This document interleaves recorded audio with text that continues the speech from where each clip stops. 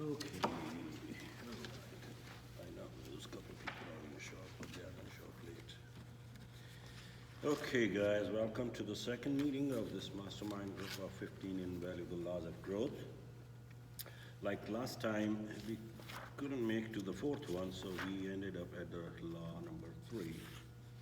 So today we are going to start from law 4, but before that, let's take a quick a snap of any question came up in this week regarding those, like our study and about those 3 laws which we discussed. If anything you would like to share, like law of intentionality, law of awareness, and law of mirror, which we discussed last time. And today, so if it's not, then we'll jump onto the law of reflection. And the law of reflection means learning to pause, allows growth to catch up with you. It's the most important thing for your personal growth is to take a pause. We are so hectic doing everything so fast and we don't take a pause. If you have seen all these sports, why coach asks them to take a time out? As soon as he sees that team is not balancing according to his plan or their own plan, he asks them to take a time out, so recollect themselves, and then they can start better. The same thing in our life. If we are shooting for our goals and our accomplishments or whatever we have in our mind, and if we feel like it's too overwhelming, and it happens in life all the time, you get a little bit overwhelmed. Oh my gosh, I have to wake up this early, then go to work and this and that.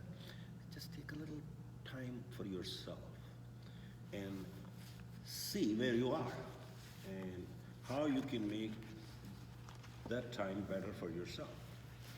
So take a pause and learning to say time out for yourself, because you are giving yourself a room to grow.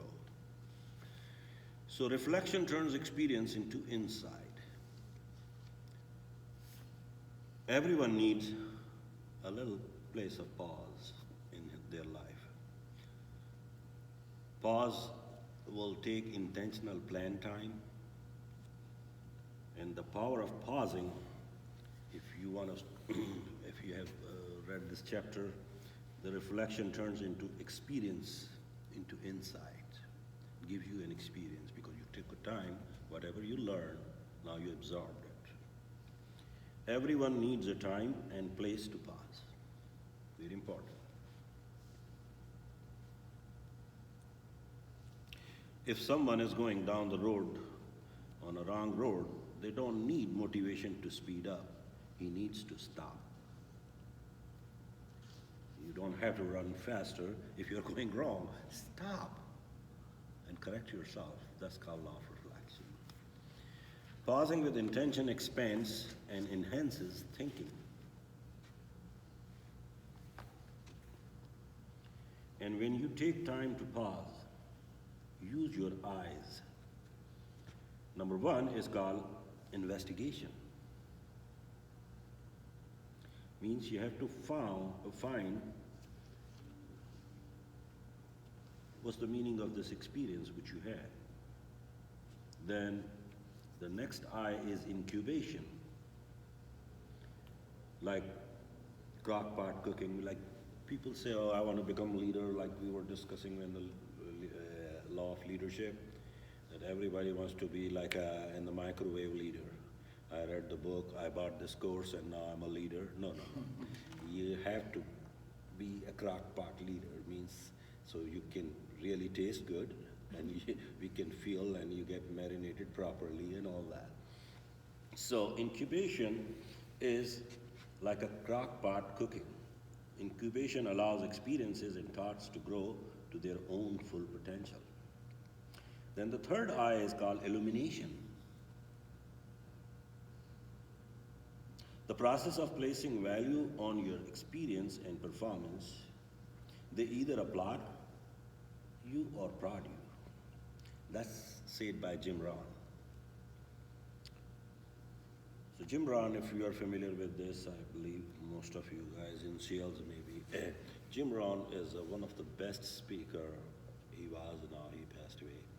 And he was a very inspirational speaker. He started as a broke guy and he ended up into the multi-million dollar network marketer. I mean, he was the greatest speaker I ever heard. And then, You saw him? yes, I heard him in, if you remember, Adams Mark Hotel. Yeah. Used to be in Philadelphia. There he came, and I attended his seminar, and he was with Zig Ziglar. Oh, They well, both they're came too together. powerful. Yeah, that was a whole one-day seminar, and my company bought me in.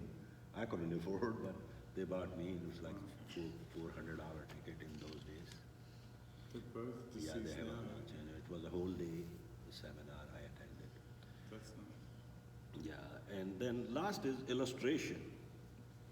The process of expanding your experience into teachable lessons is called illustrations. You can illustrate. So,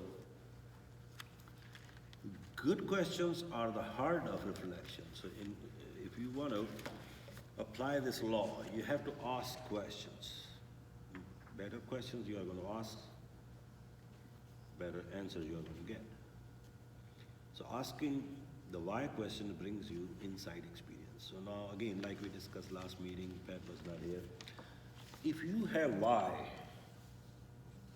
in anything which you do, the rest, everything falls in its place. Because you have to have enough whys in your life. Why you are doing in real estate, why you are doing whatever you're doing, why you are working in that company. And if it has a strongest why, then you are going to be successful. Otherwise, you're wasting your time. You're not growing there, so get out of there. So make sure you have enough whys in your life to move on. So I wanted to make a point Yes. about illustration. mhm, It's often the case that a design, Mhm. something you see physically, Mhm. design, will help make a point that isn't obvious, that yours is more memorable. yep, Stories, parables are easier for people to get a lesson from, because if you just tell them facts, they don't want necessarily hold Yeah. on to the facts. But if you tell them, if you make a point in an illustration, through a parable, through a story, people will absorb what the life lesson was and carry it longer. So I think that that's an important part of yes, the illustration. definitely. illustration.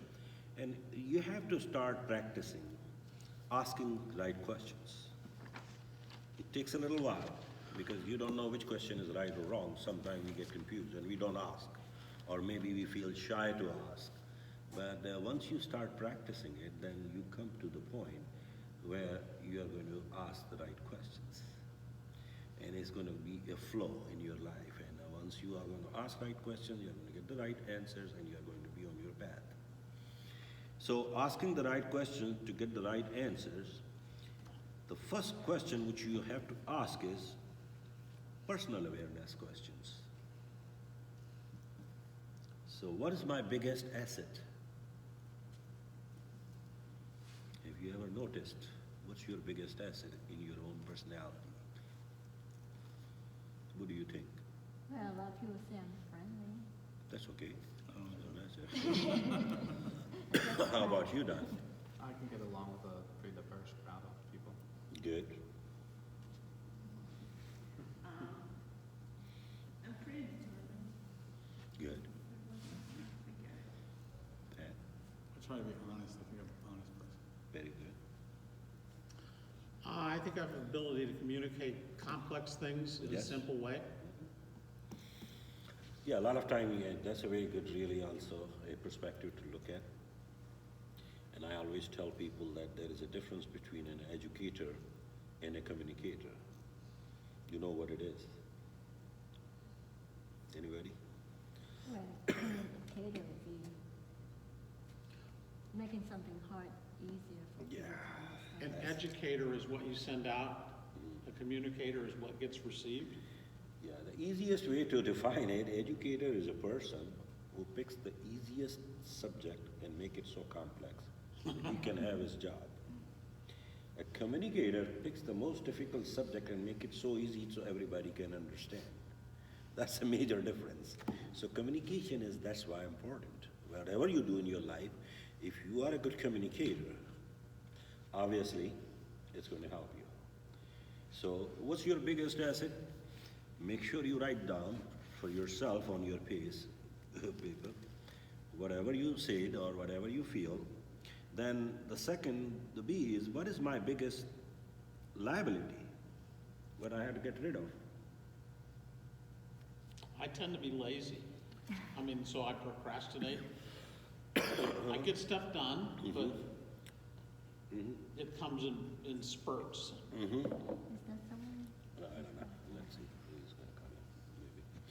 So what's the biggest liability you have, which you want to get rid of? I guess my thing is like, when I'm working, I get distracted by people, and I shouldn't let that happen. If it takes away from my being productive, I get distracted. So Elena? My biggest liability is my straightforwardness. I scare people away when I say things too straight, and I don't get my point across because of the way I say it. That's not a liability, but I won't take it as a liability. Liability is such a thing like which distracts you and which takes you away from your path or away from your goals. Negative something. Yes, it is, though. Well, yeah, I mean, but that's not a negative thing because you're straightforward. You're honest. Yeah, but sometimes if you say something in a way that is more attractive, people receive it better than if you just say it straight and you don't get to your... So my mom used to tell me, and that's what I say, I tell my clients. So don't lie, so you have to remember what you said. So I don't have to remember what I said last year when you were here or last 2 years ago. I'm going to say the same thing, whether you like it or not. I don't care. But at least when you're going to go home, you're going to realize that I was honest. And I swear I got so many referrals out of those people who didn't take the deal of mine, but they send other people that he is a very good guy. So that doesn't lose your credibility. So that's not a negative thing. Sometimes you have to be straightforward, and that's called values in your and principles of your life. I mean, I'm not going to lie just to make him happy. And sometimes if you are a leader, you're not a clown to make everybody happy. I don't care. I'm a leader. I'm going to tell you whatever it is, it is. I don't want to be clown just to make you happy and laugh. No. Whatever.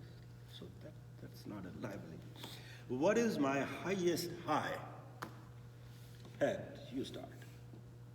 my highest high, I'm in real estate, so I like when I help people buy or sell a house, just making them feel happy when we get the process done. Yeah. I like that. How about you, Jay? You know, this past year I had just a tremendous amount of success in a network marketing company that I joined. And I grew a team of over 700 in about 6 months. Wow. And got to go to Spain for a special, Mallorca, Spain for a special trip, and driving around in a car they paid for. And so I would have to say that that's come. Other things in my life, there have been a lot of other highs, but they took a lot longer. How about you? Wow, nothing compared to him. We don't have to compare with each other. That's true, That's true. the law. Remember last time we discussed? Right. No comparison. So last year, somebody retired at work, and I did I guess, retirement speech for that person, and everybody praised me afterwards. So I never thought that I was going to be a public speaking person, but after that I felt like for days I'm thinking, wow, I actually did that in front of hundreds of people, Yeah. upper managers. So, That's great. Awesome. Probably friends and family. Spending time with friends and family. Elena? I'm not sure. I'm happy when we get to travel. That makes me really happy. Yeah, that's right. Everybody has his own way to entertain pretending to solve, and that's what you're high at. What's my lowest low?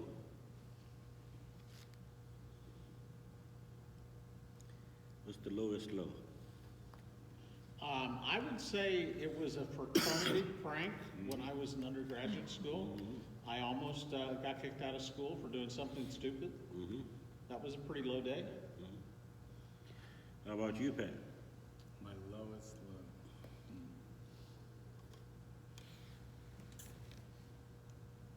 I'm gonna say something, like say if I, trying to sell someone's house and I don't succeed, I guess that's kind of low. I don't know if it's my lowest low, but that's all I can think of now. Okay. So do you take it personal?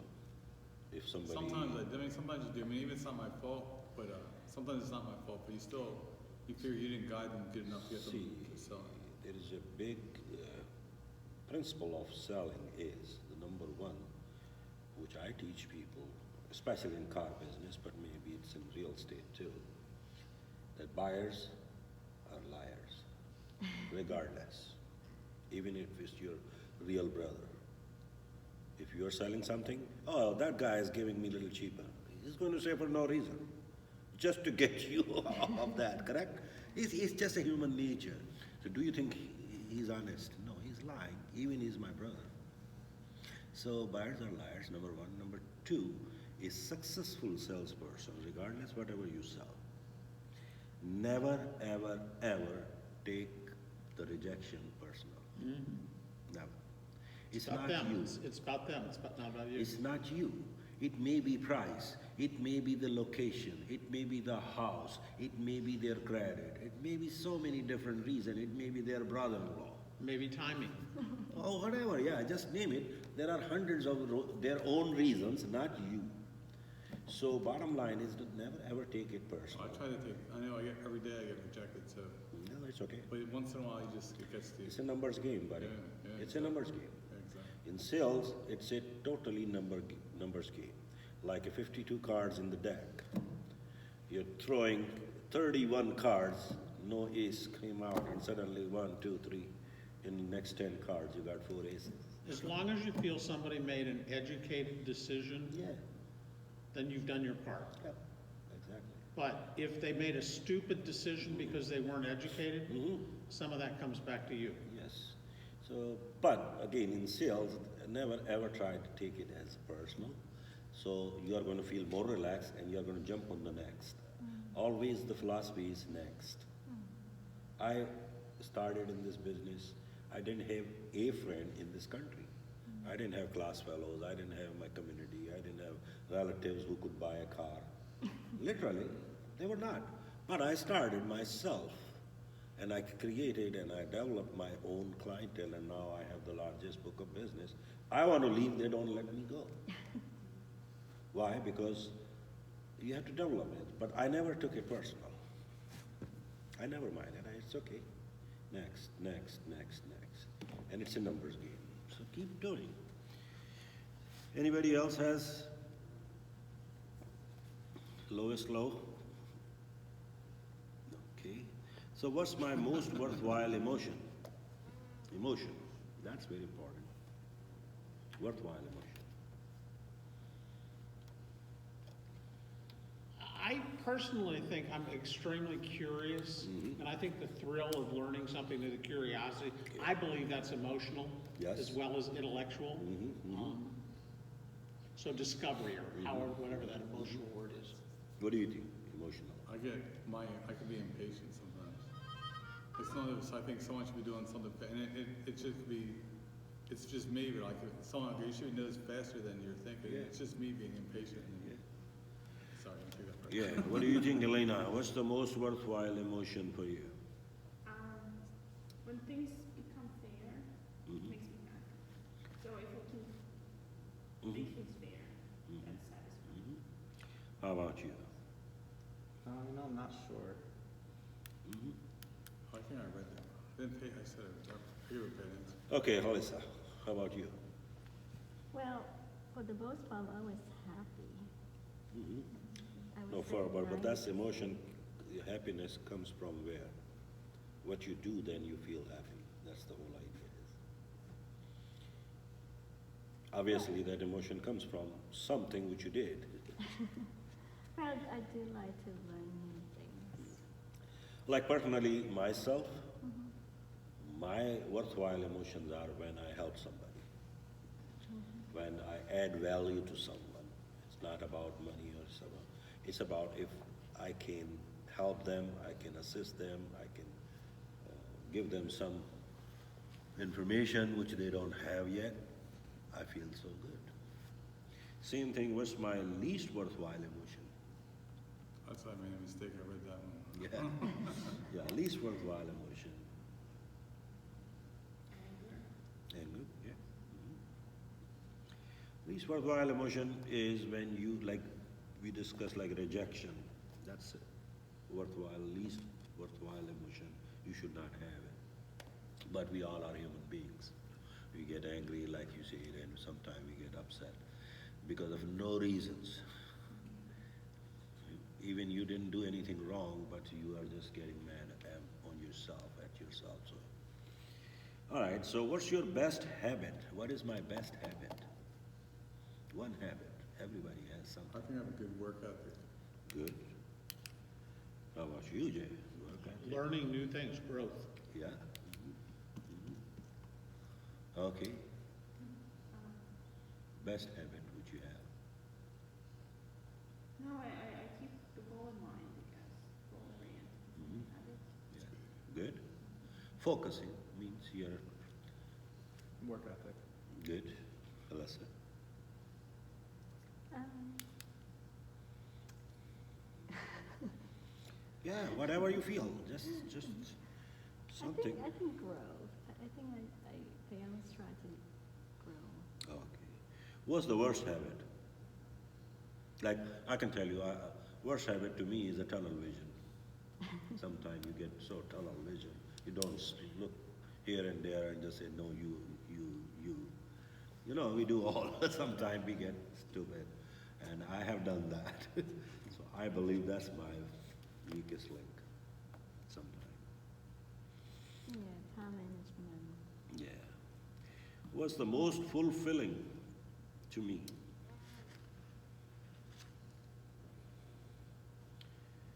Most fulfilling when you feel. Probably overcoming things that I had trouble with in the Perfect. past.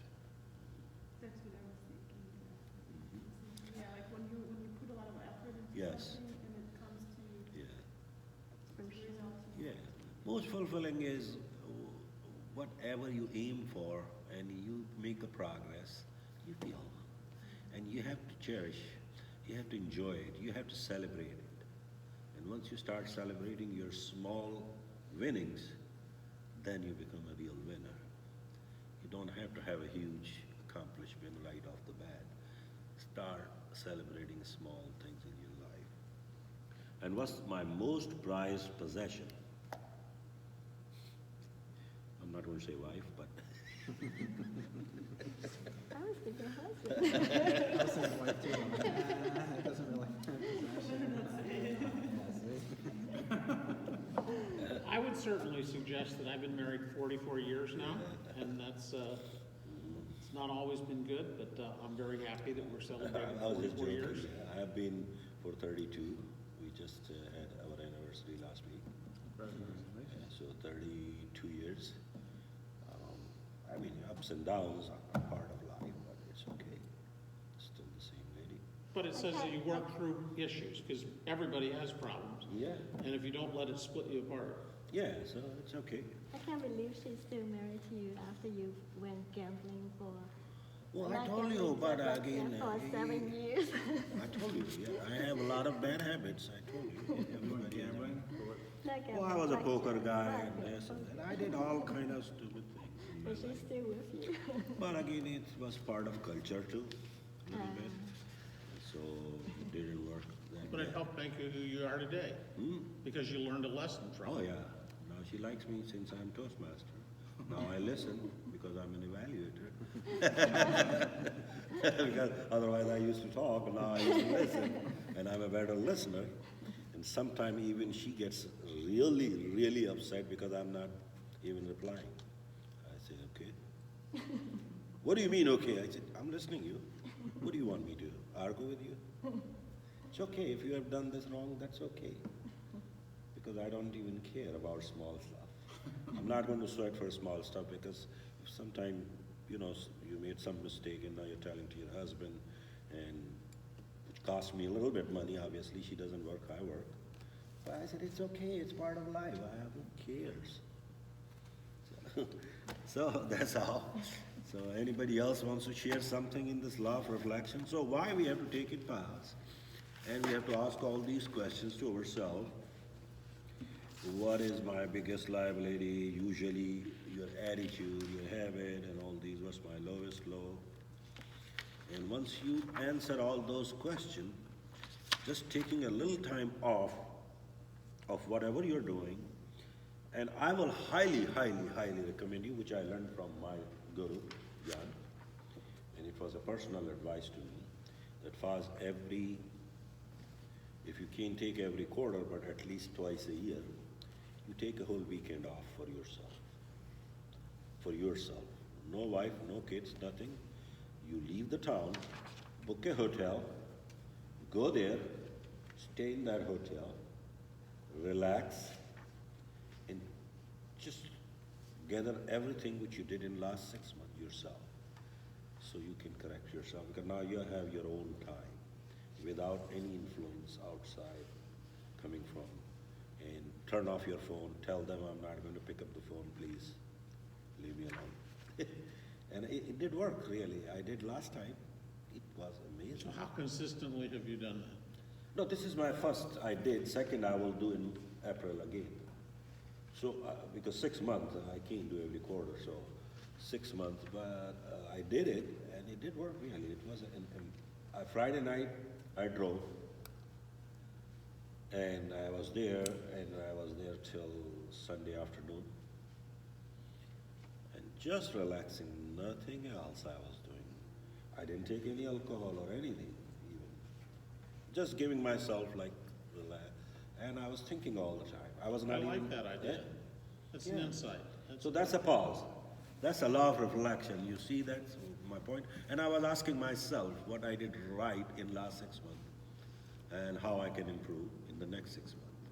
So I had a real good game plan. After I was driving here on Sunday night, I was fired up. I had the whole plan for next 6. So it's working. So I'm just giving you an idea. You can take your time too. I think he said in the book too that he sits and reflects every day on his day. Huh? John Maxwell said how every day he reflects on his day. Like he'll sit back and listen. That's probably smart to do. Yeah. And pause and figure out what did I do today? What did I learn? What did I do wrong? So these things, I mean, that makes your life easier. So when you live this law, you will show others the way and they empower them to learn it and live it too. So you just tell people to take the pause, take your time off, and think of yourself rather than thinking about everybody else around. You think for yourself first. All right, let's, any other thought? Otherwise we can jump on the next one. I would reinforce the idea that when you're pausing, you're thinking about what you're doing, Yeah. and you're thinking about all of the issues, the course corrections that are necessary. As long as they're new things, that means you're growing. Yeah. But if it's the same shit that you faced before again and again and again, Yeah. then you're not growing and you have no real problem to overcome. So that's why you have to take the pause, like time out. Once you take the time out, what you do, you make the next move. You're not doing the same move because you got yourself away from that move because you were not performing well. Now you took the time out and you restarted. And like sometimes people ask this question, and I usually used to explain it a while ago. Have you ever seen that 100-meter race, which is the fastest person in the world and whoever wins, how they start? Crouch down. But they go one step back and they take, correct, sprint. They don't start where they are, they go one step back and they shoot for that. So whenever you want to go in your life, sometimes you have to take a step back. and restart. You'll go faster than whatever you had the speed before. So that's it. Again, it's power of reflection. The next law, which is my favorite law, is called Law of Consistency. Motivation gets you going, and discipline keeps you growing. And 90% people, they usually underestimate the power of consistency.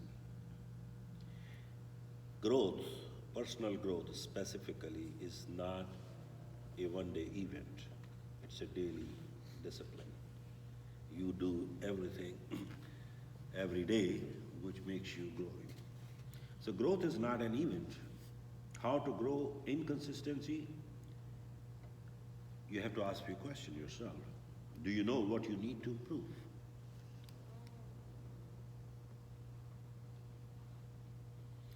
Like we just discussed in Law of Refraction, it gives you the clarity of that answer, what we need to improve. We all discussed that what's my lowest low and highest high and all that. The successful person has the habit of doing the things that failures don't like to do. The successful person doesn't like to do them either, but his dislike is subordinated to the strength of this purpose. So sometimes we don't want to do certain things, but still, if you're a successful person, still you're going to do it. That's the difference between an average and a successful person.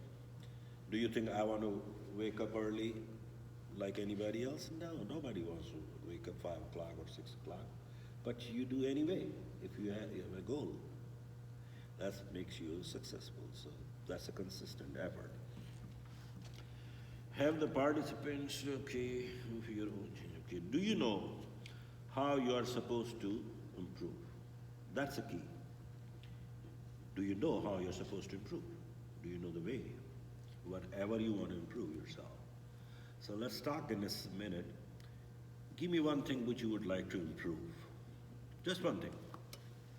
Time management. Time management. Time management, okay. So, how you're going to do that? What you need to do that, in other words. What you need to improve that. What's going to take? I should really set alarms to remind myself Okay. to, get ready for the next thing I need to Do you think it's going to work? I hope it's going to work. No, I'm asking because I see all the time when this is a funny thing, Jay, you are going to laugh at this. When I deliver a new car, Mercedes, luxurious, so let me set up your time. Oh, fast, can you put 15 minutes ahead? I said, what do you mean? He said, I want a 15 minutes ahead, my clock. I said, well, you already know that it's 15 minutes ahead. What's going to make a difference? Nonsense. It's just this perception they have that so same thing like I have all that, but if I'm lazy, I'm lazy. So there are certain other factors you have to think. Time management, a phone is not going to manage you. You are going to manage yourself, number one. So you have to think how I can manage myself and how I can improve this weakness. And take a baby step, not big steps. Start doing small things first. For example, 1 or 2 or 3, whatever your assignments for today is, focus on that, not all the 30 assignments that I have to email Alina, I have to email Pat. That's a secondary thing. Let's do the first 3 important things which you have to. How about yours? Consistency in general. Huh? Staying consistent. I always forget what I have to do, so I have to write it down. I've tried setting reminders in my phone. Yeah, it didn't work. Like biggest joke of this century is the telephones and computers are made to save your time. I think that we waste more time on those 2 things than anything else. Especially today. Correct? We are sitting and watching this and that, which has no value in the life, but we do. Everybody does. How about you, Elena? What I'm trying to improve is my small talk skills. Yeah? I've been practicing a lot, so I'm working on it. But it's important. Okay? I want to stop multitasking so I get better at time management. Multitasking is always a disaster for everyone because your brain, when you start distracting yourself, doing half of this and half of that kind of thing, so you will be jack of all, master of none. Nothing will be done, kind of thing. So it's better to do one at a time, one focus, one goal at a. And again, like this whole growth process is a daily process. So don't worry about like I have to do everything today. No, just baby steps every day. Make one habit better than whatever you had yesterday. And after 6 months or a year, you will feel the difference. Not today, not tomorrow, not in the next 10 days. It will take a little while. So I object vehemently to the word supposed. I don't think that there is an answer of how I'm supposed to improve. It's a choice of where I'm trying to go will determine what I need to work on next. But the word suppose, when I read that from John, I'm like, who is this person that knows the best for my life? I object to that, right? It's my choice about how I'm going to use my life. And it's critically important to become who you must be to be able to manifest the future you desire, right? So there are traits that I need to and skills I need to develop. So I am the person who will manifest what I'm trying to, to do. But I don't think there is one right answer that says because I'm not X, that I have to go work on No, X. obviously not. Everybody has his own way Right. to overcome on his weakness. And you have different than anybody else. I have my unique some. Right. So I have to, my own way, my environment, my culture. Now, it doesn't mean my choices will be effective in a communal environment, but it just, at least I'm gonna take personal responsibility in making choices, and choices have consequences. So that the answer of that is to grow. Most people need knowledge, experience, and coaching. That's how you're going to be making your decision. Right. What I have to do. In your situation is different. In your situation is different. So you're going to need that. Little bit your experience, little bit your knowledge, and somebody, if you need a coach, who can direct you. And in fact, just as an aside, in that regard, so tomorrow I'm getting coaching on how to do videos, because I know how to communicate well. I want to have a library of video content, and I'm not concerned about the what to say. I don't know the technical thing of how I turn this into a Facebook Live. Of course. And tomorrow at this time of day, I'll have several of them posted. Because I'm paying somebody to teach me that. Yeah, absolutely. So match your motivation to your personality, other words, like we just discussed. You have to match. So not everyone has the same personality strength, like we just discussed. Start with the simple stuff. Small disciplines repeated with the consistency every day lead to great achievements gained slowly over time when you do small things. Discipline is really a muscle to be developed. That's the key. You have to make yourself disciplined. Automatically, time management and other stuff, whichever you want, is going to be controlled by that discipline. You have to discipline yourself first. Okay, don't use the excuse of failing for losing discipline. Sometimes people get scared, I'm going to fail, so no. You have to get out of that feelings. Failure has nothing to do with your discipline. Still, you have to be disciplined. It's okay, it works, it doesn't, that's okay. Keep doing. Practicing discipline will grow consistency. Remember, you will miss 100% of the goals which you never set. If you don't have a goal, so you miss all. But if you did 10%, 15%, and 20% is still you accomplished. So don't worry about failing. Just set up the goal. Okay, do you know why you want to keep improving? You have to know your why. Why you want to keep improving. What is that why? Why do you want to improve? Well, like for time management, if I, accomplish that, then I have more time to do other things. No, but what's your why? Means why I need this to be done. There must be something like burning desire inside. You want to accomplish something which is based on this time management part. So in my case, I want to serve more people with my message. And I can communicate right now one-on-one, or I can write a book that they may or may not read. But if I do videos, that's how people prefer. So that's why I want to learn that medium. Absolutely. So I can serve more people and get the message more Yeah, broadly. you reach out. And that's the why. Because I believe as I serve more people, then I achieve more significance. See, that's the real why. Same thing, whatever your weakness you want to overcome, you have to have a real why in that. For example, you want to improve as a realtor, you have to have a why. Why do you want to be a successful realtor? What's your number one reason? Number one reason. Why I want to be, Successful realtor. I'm just asking a simple I don't question. know, I like when you improve yourself to be more knowledgeable. It's always interesting to learn new stuff. I find that exciting to learn stuff, especially when you read a book and you learn something in a book that you didn't know before. I find that very interesting. For example, like as a realtor, like I ask you a question, you must have a one why that I want to make good money, number one. Good living for my family, and number two, I want to help people. I want to see smiling faces when they get their new house. All these are whys. And they are good reasons. You know how accomplished you feel when your client gets a new house and they invite you for a housewarming party or something?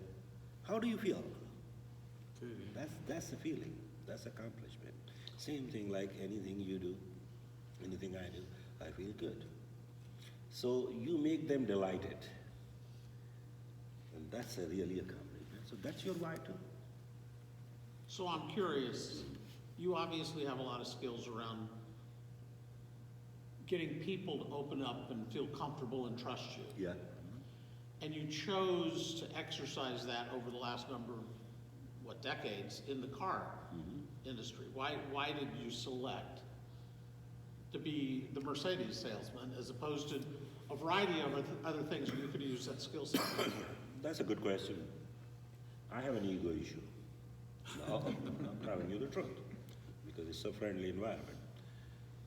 When I was looking and I was exploring my options to do something, because I was not going in medicine, Right. and I got involved in MBA, like I told you. And when I was recruiting for those network marketers, so I was thinking, if I can sell for them, why I can't sell myself something? So my problem was the ego. I used to drive by and I used to watch these car sales guy with a suit and tie smoking outside, those dealerships, but they are well dressed versus any other job you see, no blue collar type thing. And the realtors, these two were attractive.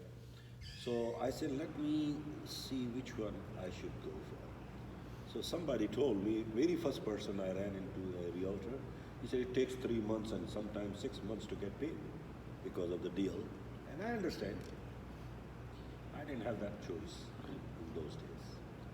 So car, you can get quickly the result. Either you got it or you don't. So I said, okay, I'll try that. There's also a frequency of cycling Yes. in that for the type of car that you ended up with. Yeah, so I started actually with a Ford, Lincoln Mercury. Then I moved to Acura and I became in the top 5 in the country in earn more Acura, and I was 5 or 6 times on the magazine, on the cover page. They have a sales magazine there. So I was 5 or 6 times on the cover page. So I accomplished, and then Mercedes begged me to come and join them. How long Because have you I been with Mercedes? now 13 years. Oh.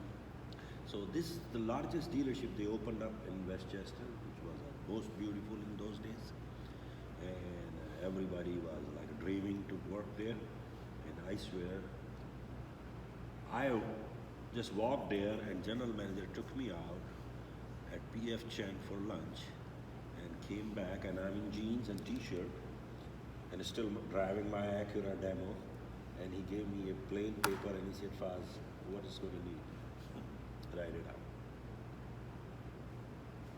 So I said, okay. He said, what kind of demo you like? He asked me 3 questions. He said, no formal interview. Number 1, when you can start. Number 2, what kind of pay plan you expect. And what kind of demo you like. I said, okay. I said, I'm not going to start tomorrow. I had to a little bit take time and think. As far as pay plan, this is my pay stub.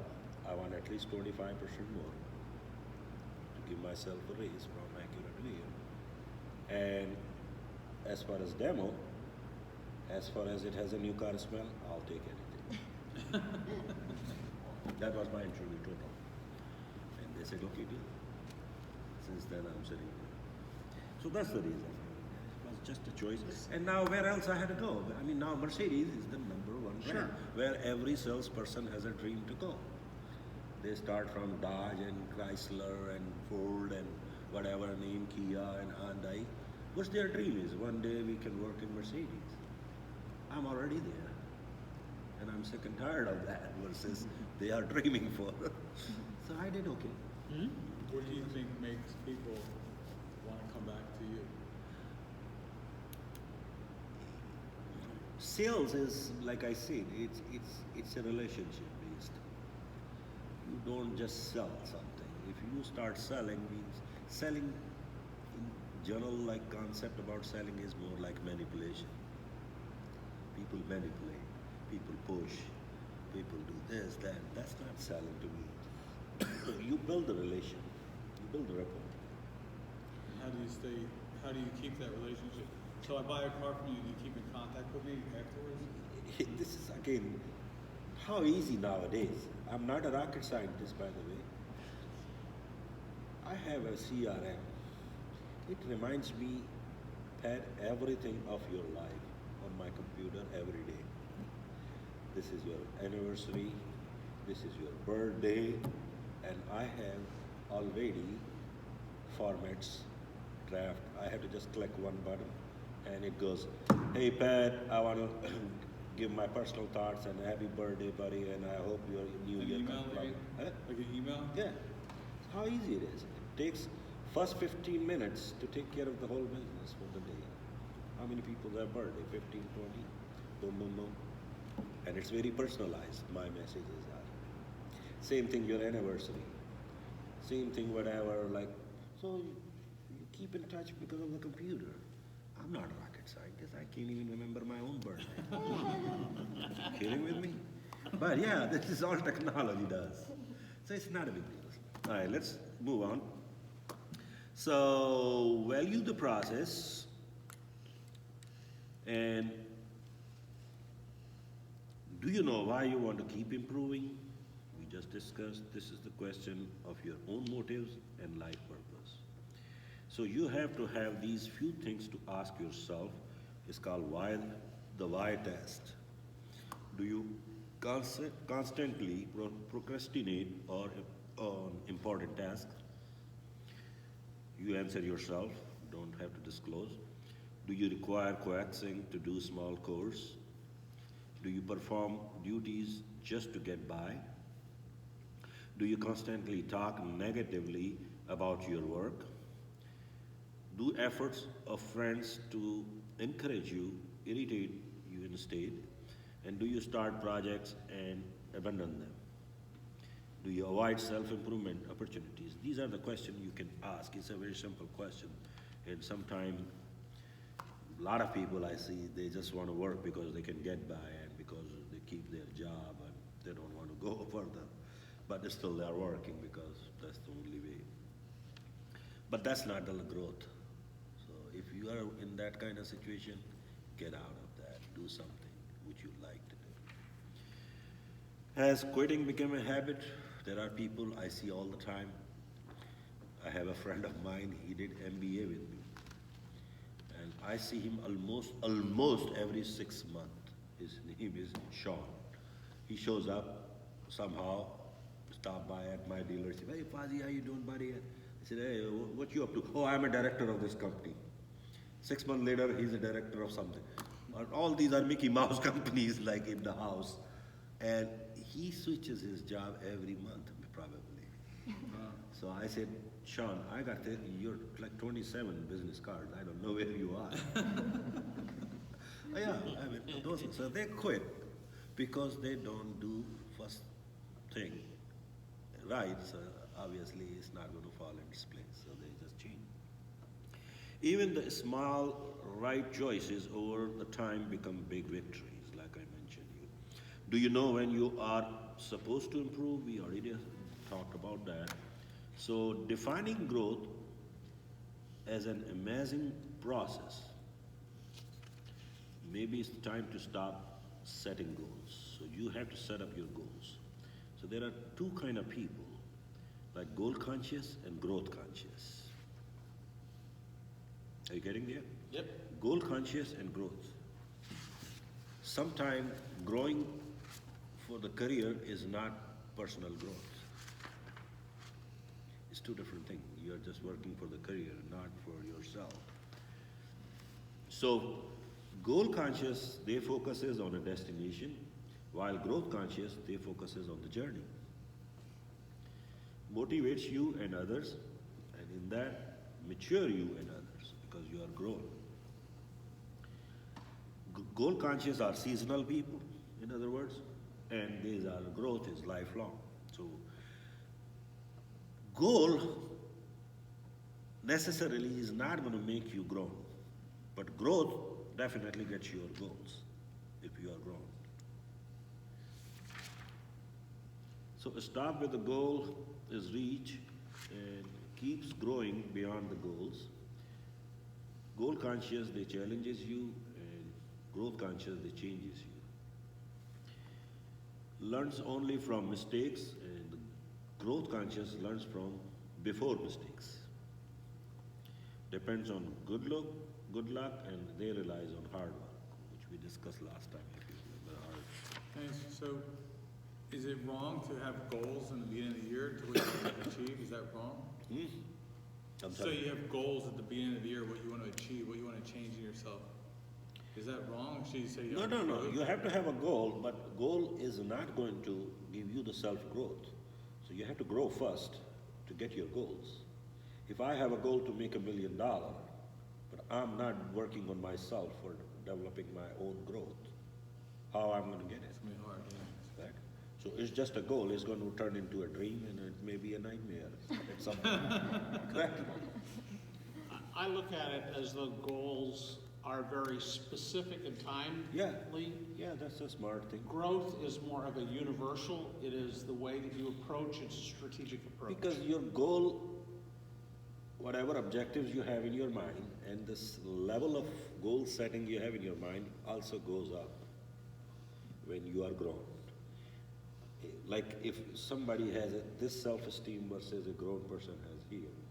So he's looking lot bigger picture than somebody else. His goal is maybe making $60,000 a year, like the other guy next to him, who has a better self-esteem and is a growth-conscious guy. He's looking $200,000 goal. That makes a difference. And your growth needs to be aligned with your values. Absolutely. You can have goals that aren't necessarily aligned with your values. So I mean, there are a lot of people that will cheat and steal to reach a number because they had a goal. They wanted to accomplish a specific number. But if they're doing it in a non-aligned way, then that's against their values and it's not consistent with something's value. So, like a Michael Angier, he said, if you develop the habits of success, you will make success a habit. So that's a growth. So once you start working on your personal growth, the goals are going to fall in its place. And then you're going to have better and bigger goals. And goal is not the destination, obviously.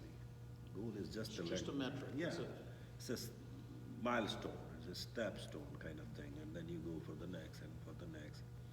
But the growth never stops, never ceases. You go as far as you want to go. And when you live this law, you will show others the way. They empower them to learn it and live it too. And that's called law of consistency.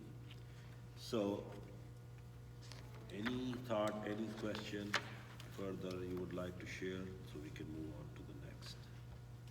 Oh, did we do this? I was skipping. Yeah. I was skipping. Which one?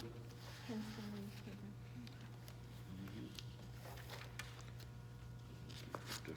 Yeah, yeah, we did that. Like that, waiting is often merely the excuse we use for not producing. What's the word? Waiting. Waiting? Yeah, waiting. And like Michelangelo, I said, if you develop the habit of success, you will make the success a habit. And being constantly productive does not mean grinding away at work. It simply means that the consistent person is the productive person.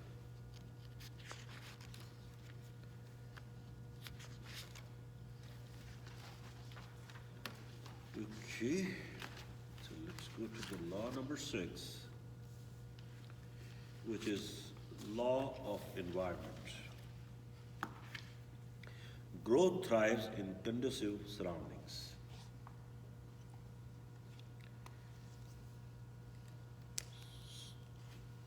So you have to be aware of where you are and your surroundings, your environment. That makes a huge difference.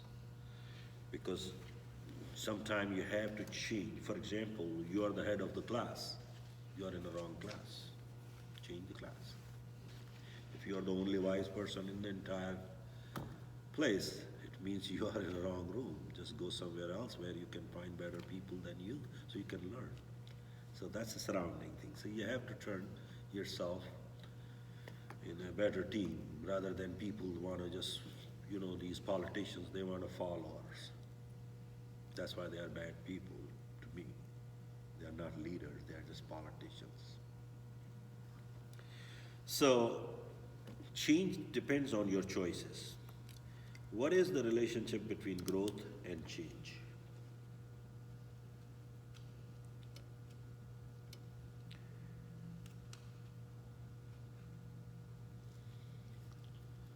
All right? List one of the things which one cannot and one can and one cannot change. If you have anything in your mind, just jot it down. One thing you can and you cannot. What is the most difficult thing you cannot change in your surroundings, or what you can change? So figure it out wherever you are. What is the real impact circumstances usually have on your ability to change? And choices when it comes to change, number one is access your current environment. There are so many things, makes difference. Like what kind of music you like. This is one of your environment too. What kind of thoughts you have all the time in your mind. What are the experiences you have so far, which gives you energy, which gives you more enthusiastic approach. What kind of friends you have around, who encourages you. Like, it's not about friends. A bunch of morons are around here and they are just whining and cursing and complaining. It's not going to help you. But you have a friends who encourages you. If you do something good, they appreciate that. So you need those friends around you. Recreation, what you do to create your energy, to gain more energy in your body. And soul, obviously, the spiritual. Whatever spiritual exercise you do, depends on what kind of meditation you do, what kind of whatever beliefs and faith you have. Same thing, hopes, what dreams inspire you. Find a dream which inspires you. What family members care for me? Think about them. Giftedness, what blessing activate me? Memories, what memories make me smile? And books, what have I read that changes me? And this is the most important thing, like we read books and then we put it on shelf. And 3 months later, something pops up and you say, oh, I read a great thing in that book. Now you're rushing to that bookshelf, pulling out the book, and now it took you 30 minutes to get to that page. Why did you waste your 30 minutes? If it was that good first time, why you didn't jot it down? Or you put a sign there, put some note, some jar, some slip. So people usually waste their time because they don't pay attention, but when they need something, then they rush for the same thing. And if it was not good, who cares? Don't do it. So keep in your mind, whenever you read something, jot it down or just file it. Being responsible for your change yourself and your environment. Change yourself but not your environment, growth will be slow and difficult. If you change your environment but not yourself, growth will be slow and less difficult.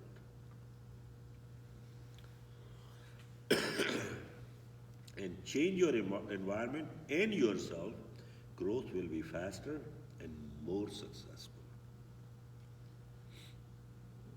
So I think there's an important thing that we need to add here as we're talking about environment. Mm-hmm.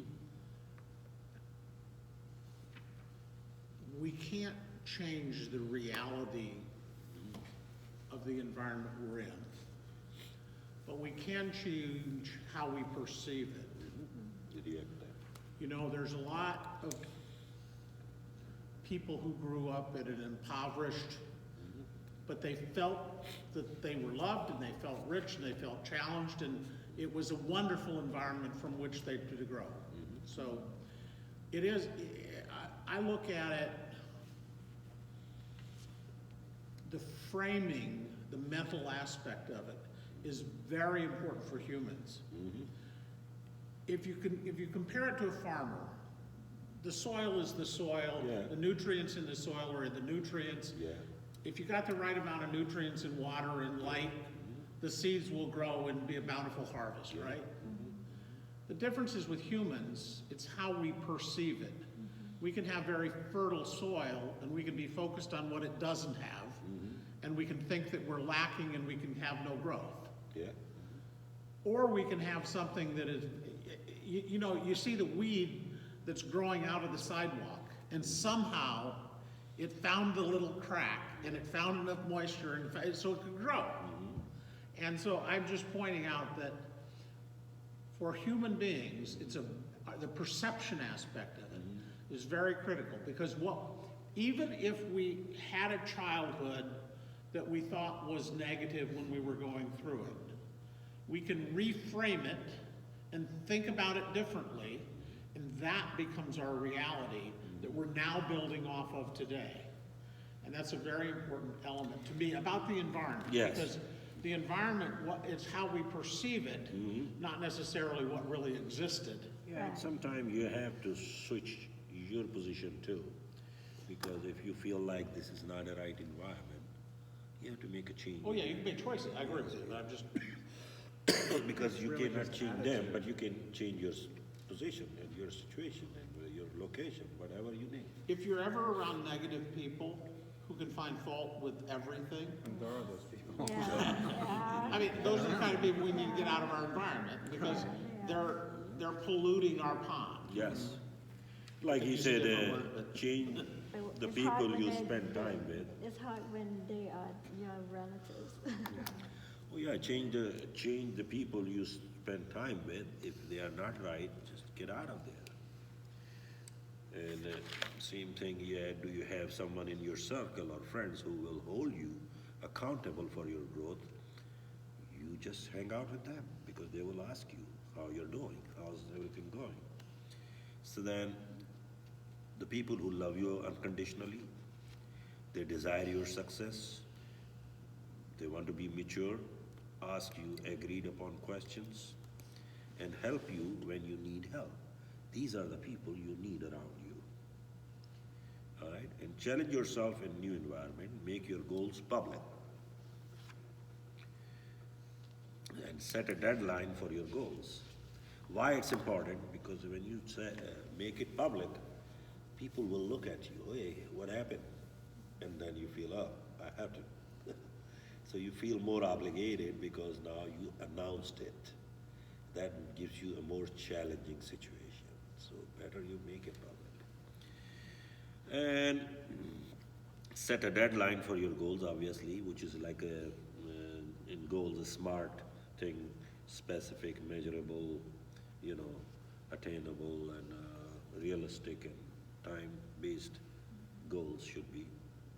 What is their strength? What are they learning now? What do I need right now? Who have they met? What have they read?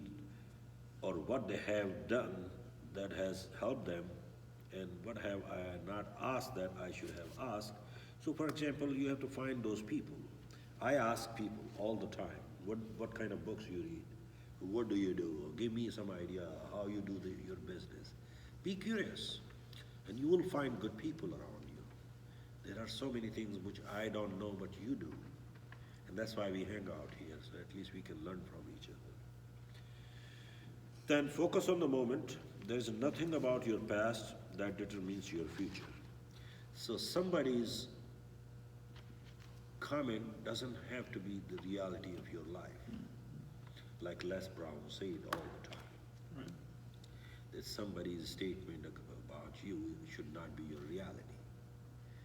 You have to decide yourself who you are. Right now is the most important moment you have in your life. Because yesterday is a void check. Tomorrow is a promissory note. Today is present. This is the moment. If you are not going to do now, odds are you're not going to go forever. So move forward despite criticism. Growth always comes from taking action. And action will always bring some criticism. There is always someone to tell you that you are wrong, which is okay. To reach your potential, you must do what others, even yourself, believe you cannot do. When you take the charge of your life, you can cease gaining permission from others to grow. If you take your own charge, you don't have to ask someone what I'm going to do. You are in charge of your own life. Leaders will always take responsibility for the growth of their organizations. Discuss the need of leaders to create a culture in their organization. And these next few questions are a test for you, really. And with the honesty, just you answer true or false. All right, yourself. Go ahead, I will read and just put true or false. Others are ahead of some.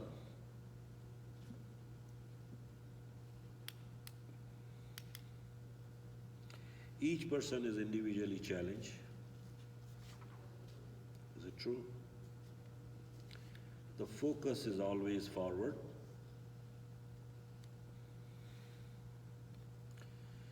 The atmosphere is affirming.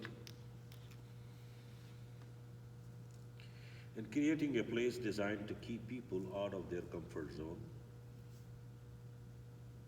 Helping everyone stay excited.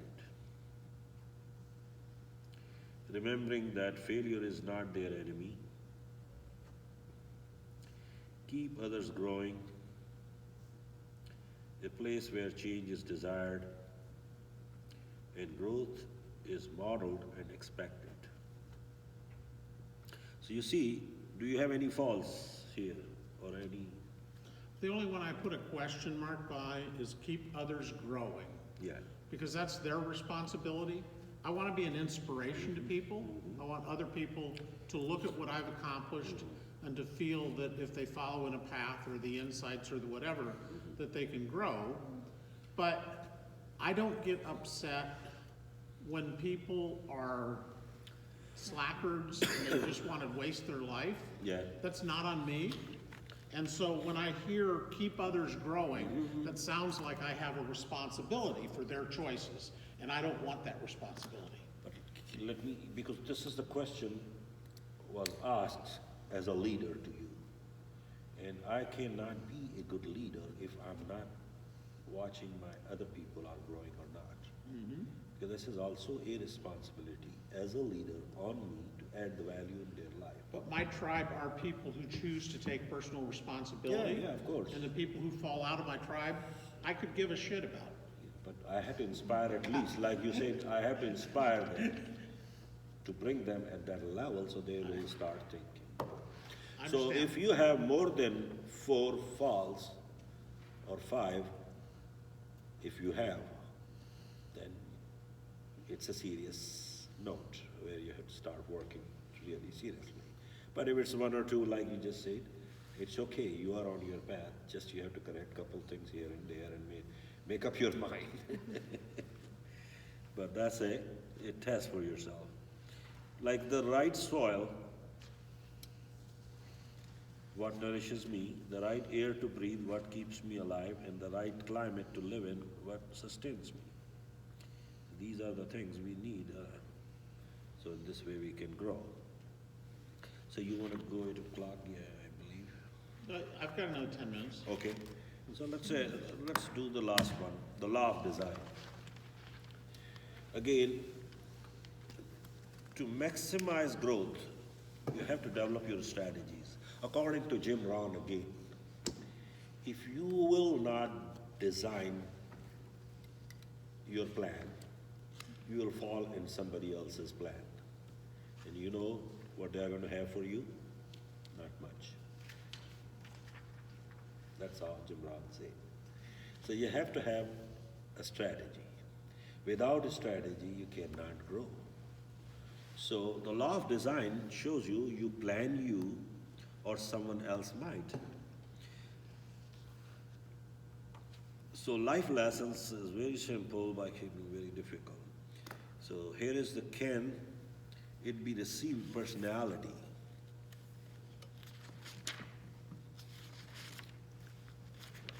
Is it right here? Can it be repeated easily? And can it be transferred strategically?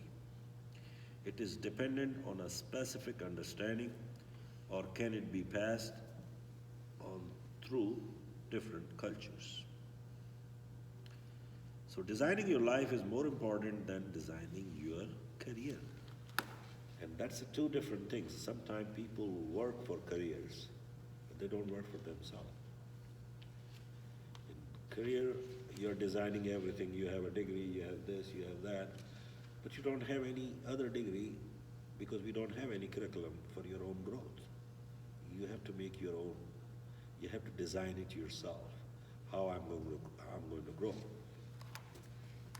So, because we always depends on practicing.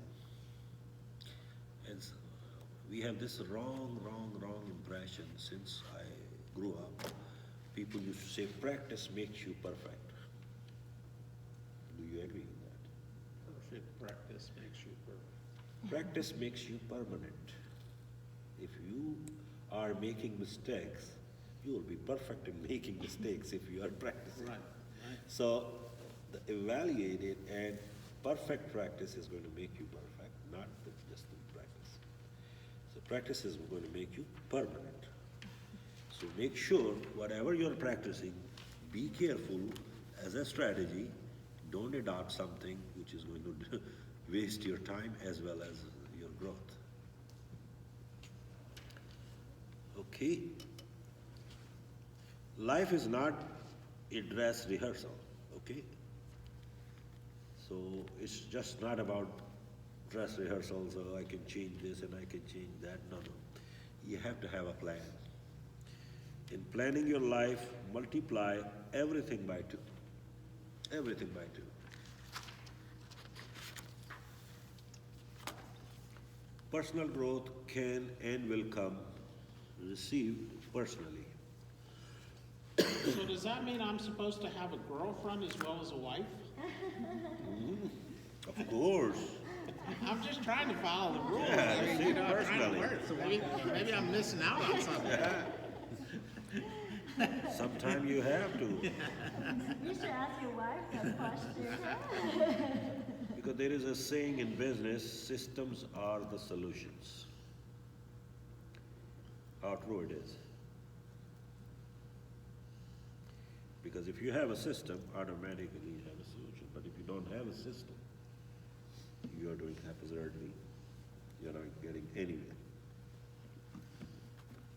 Effective system includes considering the big picture. We must have the end result in mind when building an effective system. Make use of our priorities. What is the highest and best use of your time right now?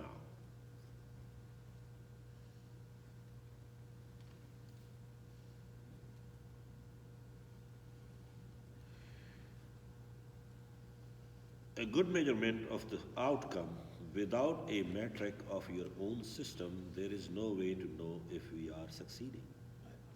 Faz, before you go ahead, I want to make a comment on priorities I think is really important. Sure. Yeah. So, I always used to get in trouble when I was in the corporate world.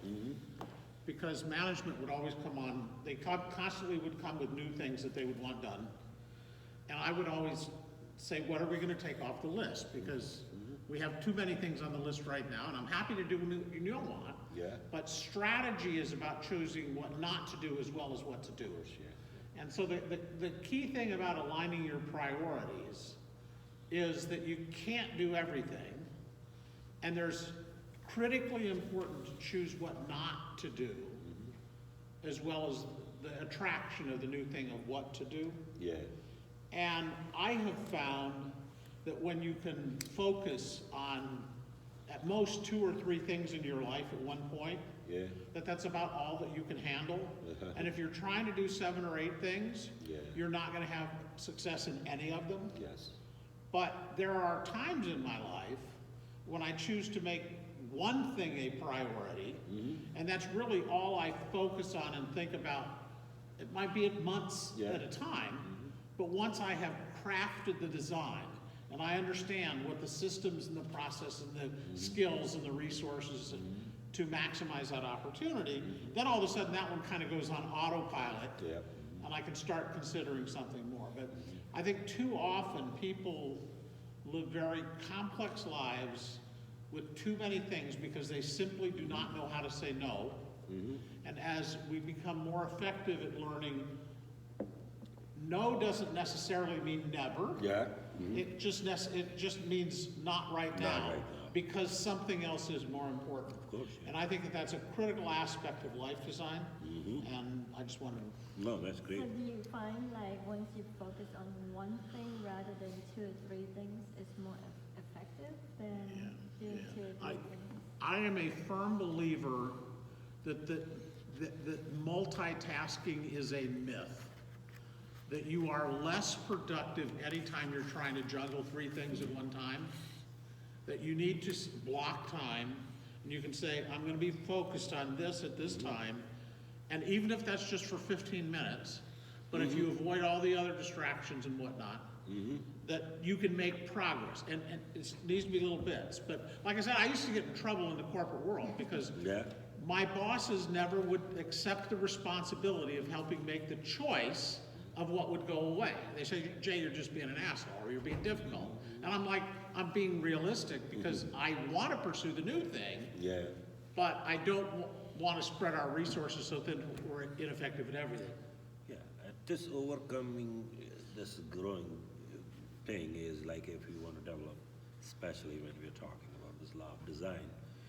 There's so many aspects of life where you have to have a design and a strategy in your life. For example, your career, also, your faith, your family, your health, your hobbies, your marriage, your personal growth, as well as your free time. That has to be managed too. That free time has to have some utility in that too. So these are the things you can sit down and think about how you can strategize all these aspects of life, whatever applies on you. If somebody, same thing, you have to see the big picture. Will it help to reach out your big picture goals? So whatever your goals are in your life down the road, you definitely sit down and strategize it and make a design how to get there. Priorities, we did talk very in detail. Is it consistent with your goals or not? Make sure your priorities has to be consistent with your goals, whatever you're trying to accomplish. Measurement, you have a tangible means of determining your success. Application, does it have a built-in focus toward action? And organization, obviously, does it make a better use of your time than what you are doing now? And consistency, again, we already discussed the whole law. Can you and will you repeat it on a regular basis? Because this is not, again, whatever you make a design for your life, for your goals, for your family, for your hobbies, for your health, it's not a one-day fix. It has to be on a daily basis. So consistency is always there. You have to improve consistently. Not just like one time you have done this and then you forgot all those things. Then you're not going to grow. So any other comments on this? I know we are running a little fast.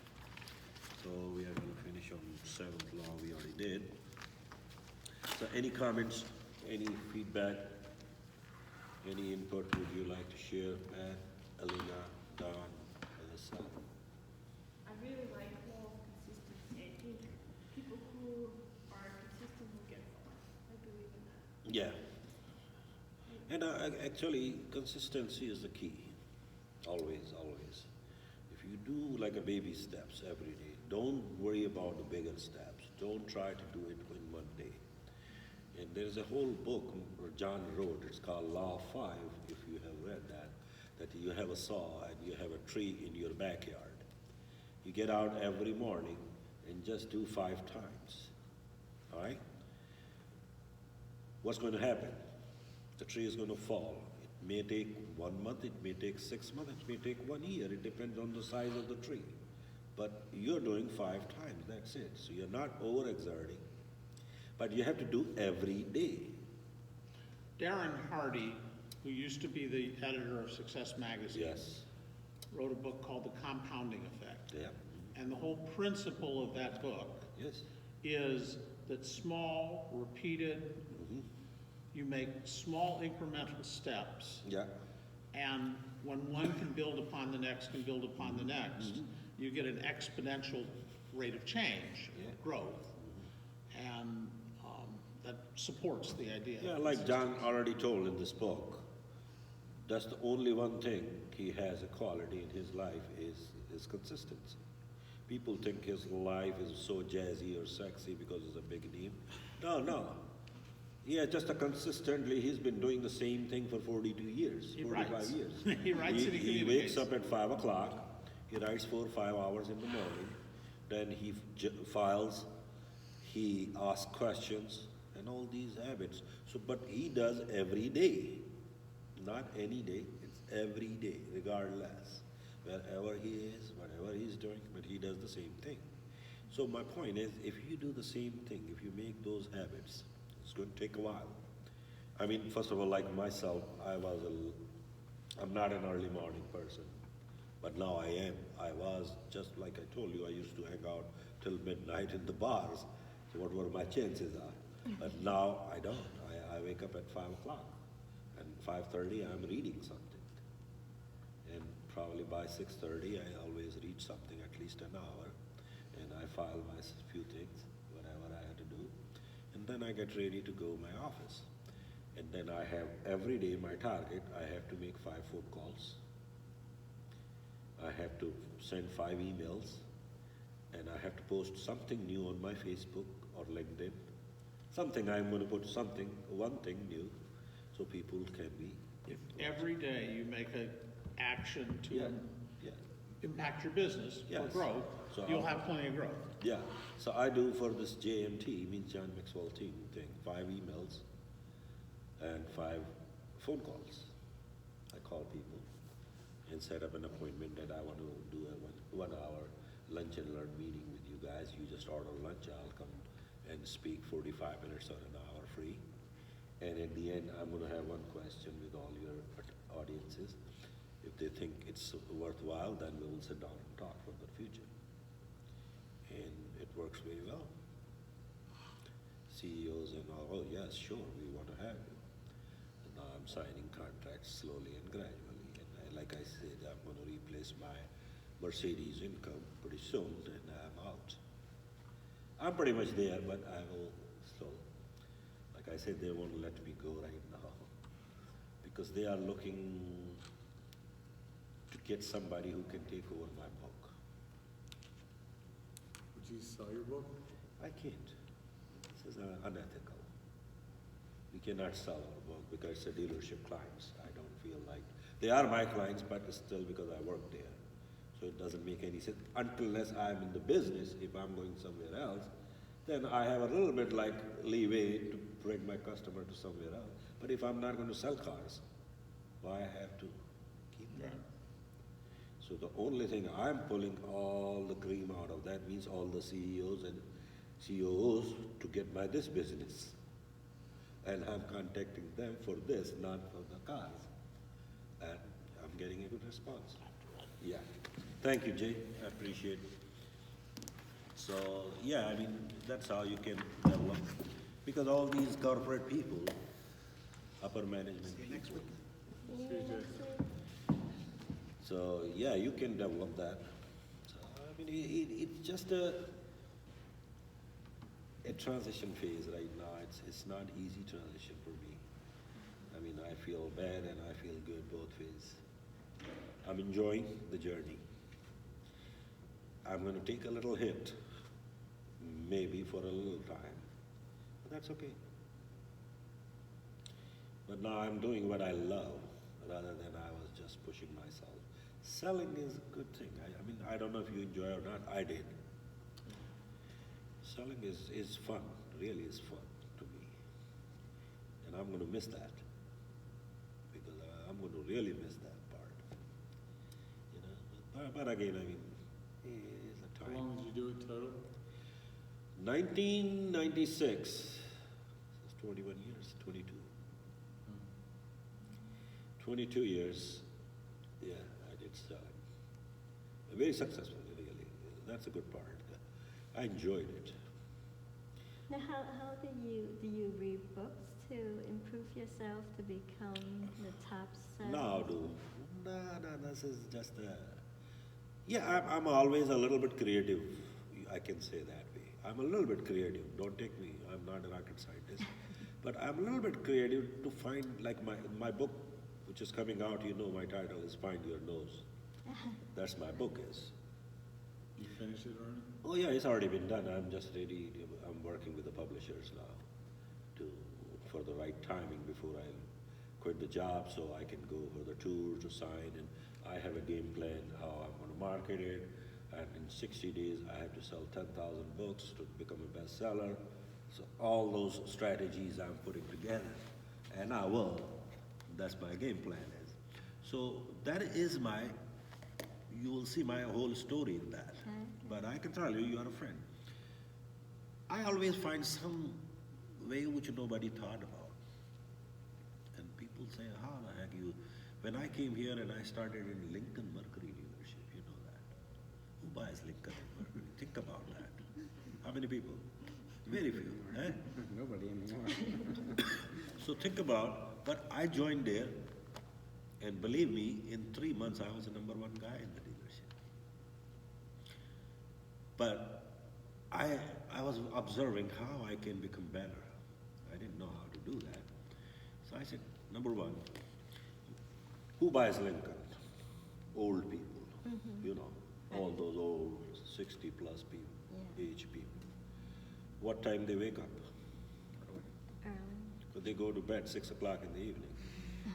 So, that's those old people. So what they do is when they come for service, they show up at 6:30, 7 o'clock. so they can have a free cup of coffee there. And in those days, they had a newspaper. They didn't know how to operate these. We didn't have cell phones or anything. So they wanted to read the free newspaper and free coffee. And our dealership used to open for sales at 9, but service used to open at 7:30. So I start going at 8 o'clock. All right? Now, 8 o'clock, sales department is closed. I'm sitting in service waiting area. I'm also having my free coffee there. And I'm talking with these old guys, and I said, oh, you have to upgrade your car. Your car is 10-year-old. He said, yeah. So now I'm walking with them in the lot. And 9 o'clock, when my managers are opening everything, by that time I already sold the car. The guy is sitting at my desk, 9 o'clock walking with me. So first tell me the good numbers, how much I can get for my trade, how much I can get. I already closed it. So my point is, nobody was thinking about that. And I told my manager, I'm not going to stay here till 8 o'clock in the night. I'm leaving at 5. So I used to work 8 to 5. My schedule was quite different. Because who's going to come after 5 for Lincoln? Think about it, nobody. Then second, like I found my niches. I was broke. I didn't have money, obviously. So I had kids and I have to, because in commission job, you have to dig in yourself and make money. So I told my wife, I said, we don't have money to go out and all that. So what I'm going to do is,